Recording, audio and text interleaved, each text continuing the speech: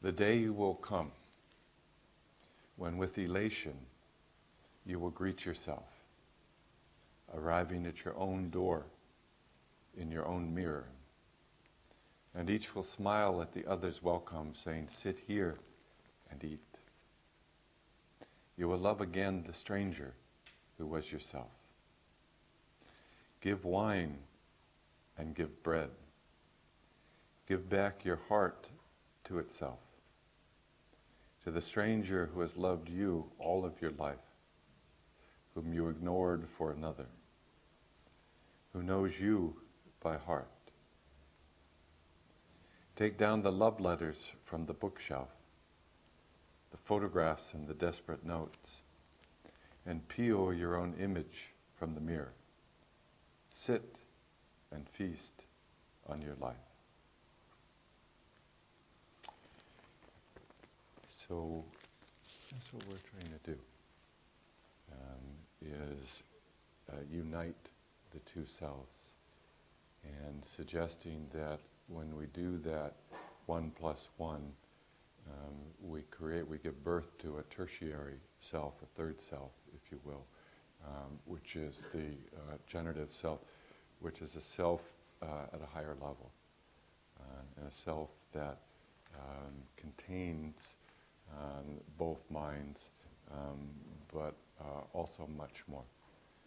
And again, a simple referent model would be, mature intimacy, where in the devotion to a relationship with another person, you get, through practice, 1 + 1 = 3. The sense of when you and I are able to connect together, it gives birth to an us that is deeper than you or me, that doesn't obliterate you or me. On the contrary, it allows the differences to be even clearer, but it creates this sense of common unity, a community self that we call the generative self. So that's one way of thinking about how we move from what we call the ego level to the generative level. And the ego level, things are oriented in terms of control and understanding. The relationship to the world, particularly to any difficulty, is oriented around fight or flight, dominance or submission, fight, flight or freeze, dominance, submission or dissociation. And as we move to the generative level, rather than control being at the top of the hierarchy, curiosity is at the top of the hierarchy. And dominant submission as a relational strategy moves into the fourth F. And you all know the fourth F, and fight, flight, freeze, and flow. Not that one. So the sense of flow, which is this creative process of how to be with what's there in a way that opens the space further. So yesterday we're beginning to attune to this notion that you have somatic consciousness. Don't leave home without it. And you don't start with a sense of self-awareness in somatic consciousness, but it's possible. And you would see that in any creative performance, there's a sense of awareness,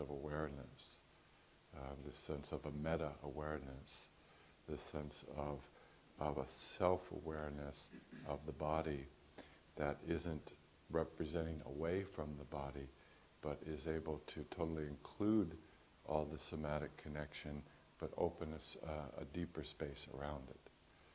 So when we move from the ego level to the generative level, there are emergent properties that occur. Emergent properties being characteristics of somatic consciousness that were not there at the previous level. This in the handouts is sort of sketching out on page 3 in terms of cultivating generative somatic mind, and saying that when we take awareness and thread it back through every cell, every part of somatic being, with a positive, curious connection, is that we get these emergent properties of what I was talking about yesterday, a second skin. And in order to do anything really creative in the world, is that you need some sense of second skin. I mentioned that a child has the beauty and vulnerability of first skin, but originally second skin is held by the family and by the community. So it is the task of the family to give that protective sheathing to the youngster, so that as the youngster begins to open into the world, is that they can grow a second skin. If through neglect or through negative assault, the second skin doesn't develop, and a person will experience their somatic consciousness, their core experience, as anxiety or as deadness or as some sort of badness. There are certain religions that give a deep hypnotic induction that your center is basically bad. In fact, I don't know of any religions that don't, and say that it's because of your center that Jesus died.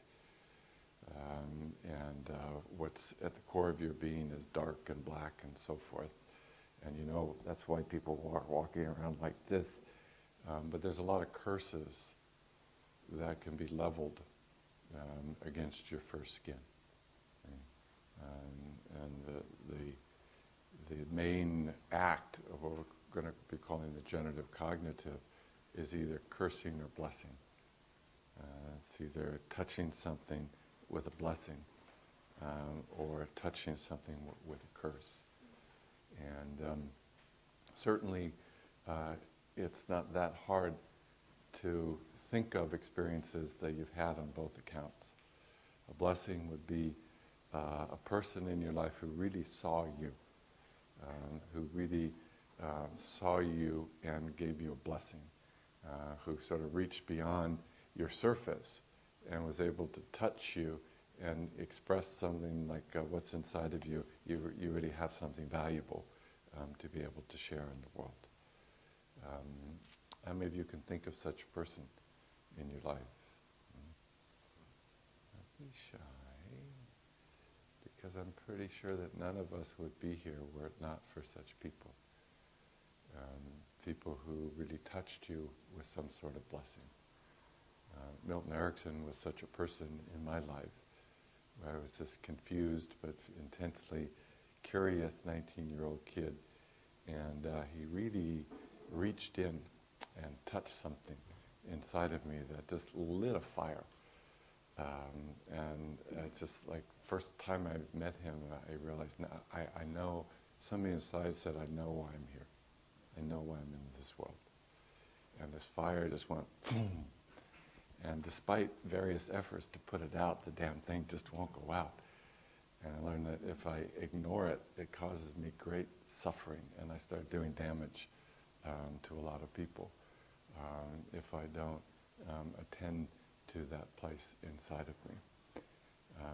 So Erickson gave a blessing to a lot of people, but I'm so happy that he gave a blessing to me.